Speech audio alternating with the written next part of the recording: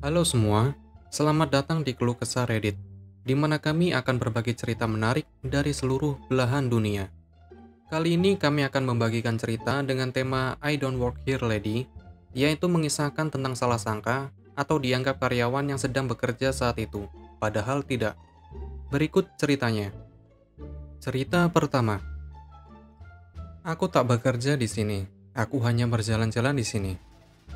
Aku baru ingat cerita ini yang terjadi bertahun-tahun yang lalu dengan ibuku. Saat itu aku masih pra-remaja, mungkin berusia 10-13 tahun.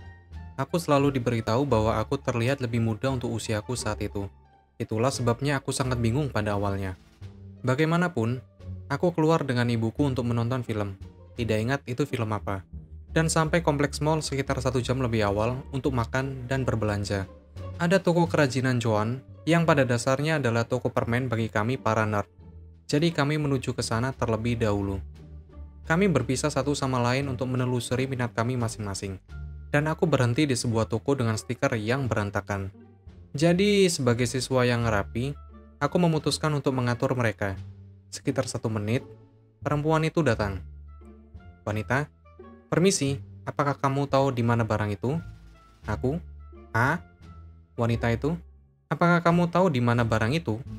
Aku, maaf, aku tidak tahu.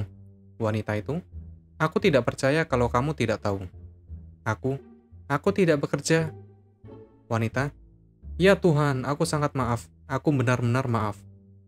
Dengan itu, wanita itu bergegas pergi, dan aku ditinggalkan. Bingung. Seorang pekerja staf yang sebenarnya muncul dari lorong lain, dan bertanya apa yang terjadi, dan aku menjawabnya. Awalnya aku merasa bersalah karena aku memang terlihat seperti sedang bekerja. Tetapi pekerja itu melihat ke arahku dan berkata, "Sayang, aku dapat meyakinkan kamu kalau kamu tidak terlihat seperti kamu bekerja di sini." Saat itulah aku ingat persis seperti apa penampilanku.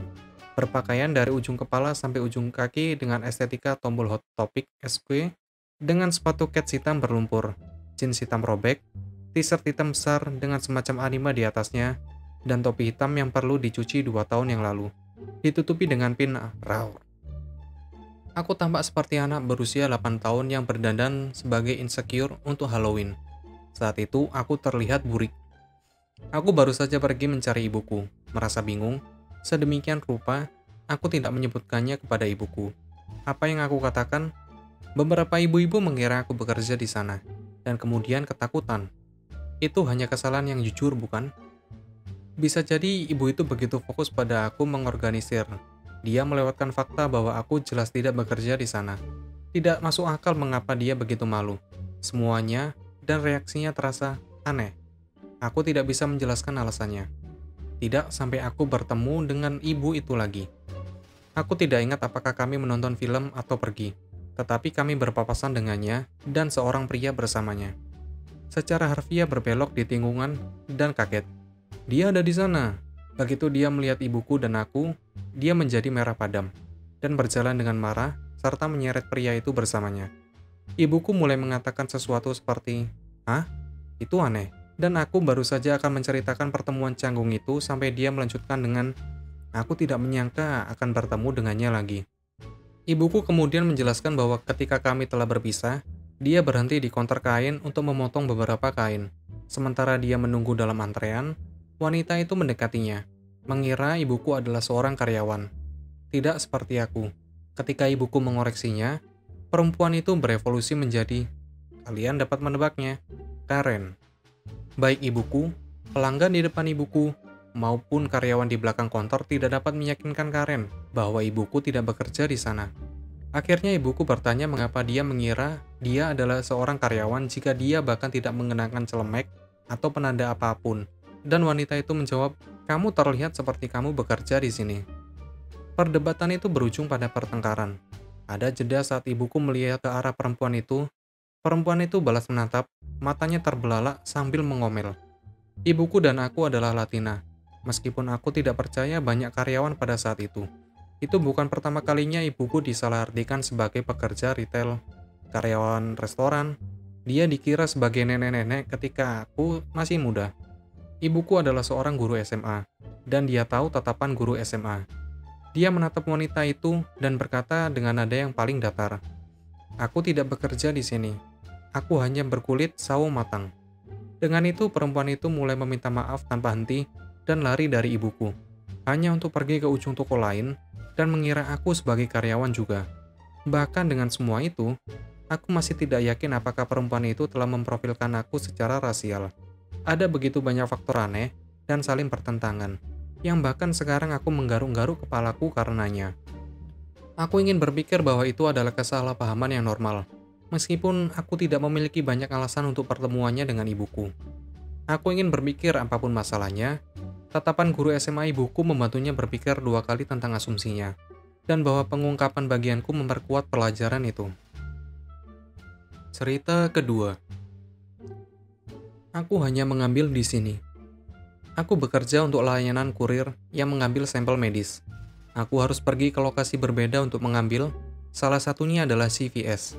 Mereka menyimpan sampel di dalam kotak yang letaknya tidak nyaman di bagian bawah kios check-in, tetapi sekitar 2 kaki ke kanan. Aku sampai di sana, dan ada seorang pria muda yang check-in, jadi aku permisi, jongkok, dan apa yang aku datangi, aku berterima kasih kepada orang itu atas pengertiannya, dan aku berangkat. Saat aku berjalan menyusuri toko untuk pergi, aku menyadari bahwa aku sedang diikuti. Jadi aku mempercepat agar tidak menghalangi. Aku melihat sekilas siapa itu dan itu adalah orang yang sama, yang sedang check-in. Aku berjalan lebih cepat keluar dari toko, dan ke mobilku, dan orang itu terus berjalan.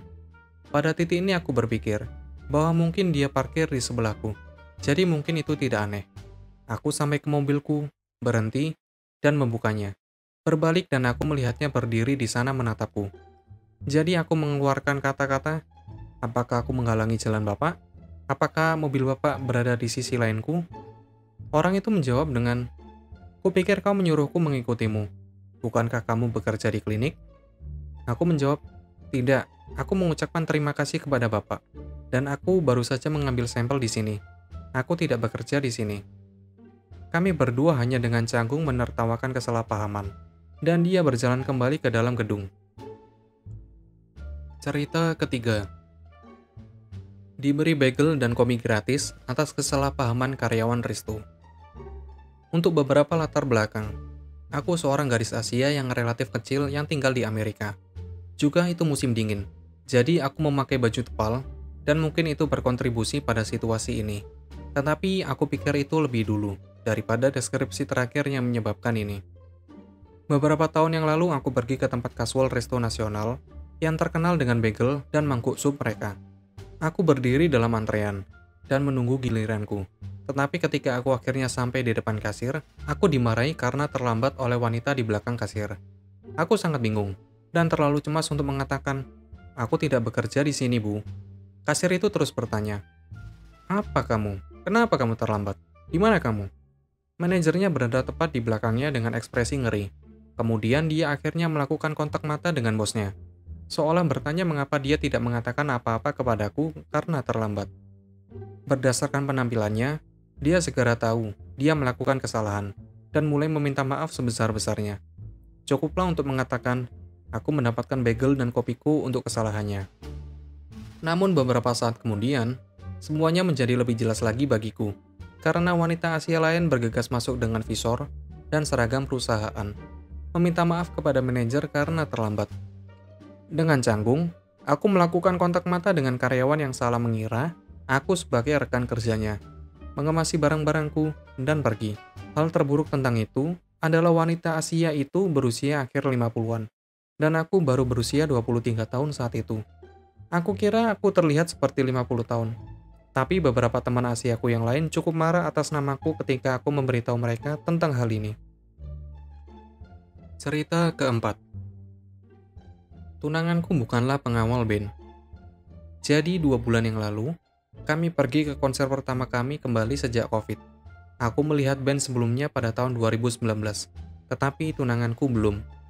Band ini berada di posisi 3 di Britain's Got Talent, dan aku telah menjadi penggemar sejak itu. Sebagian besar fanbase mereka adalah anak-anak, atau seperti aku tumbuh saat mereka tumbuh menjadi orang dewasa. Kami sampai di pintu, dan menunjukkan kartu kami yang sudah divaksinasi, dan tiket kami. Tidak ada yang tidak normal sejauh ini. Sekarang aku bukan penggemar keramaian. Dan ada kebanyakan orang di dekat penghalang untuk menyentuh band itu. Aku dan tunangan berdiri di depan dinding ini, di depan bar, sehingga kami bisa mendapatkan minuman dengan lebih mudah. Hanya ada beberapa orang di belakang kami, dan stand merchandise. Sekarang, tunanganku tinggi dan memiliki bahu yang sangat lebar, dan merupakan pemain rugby. Dan jika dia memiliki pakaian yang tepat, dia mungkin bisa dianggap sebagai pengawal. Sekarang, band ini hanya memiliki 2 pengawal, karena kebanyakan dari mereka adalah anak-anak. Jadi wanita ini datang, dan bertanya kepada tunanganku ketika aku pergi ke toilet. Apakah kamu salah satu pengawal mereka? Dia, tidak, tunanganku membuat aku datang ke sini. Kami hanya berdiri di sini karena dia memiliki anxiety.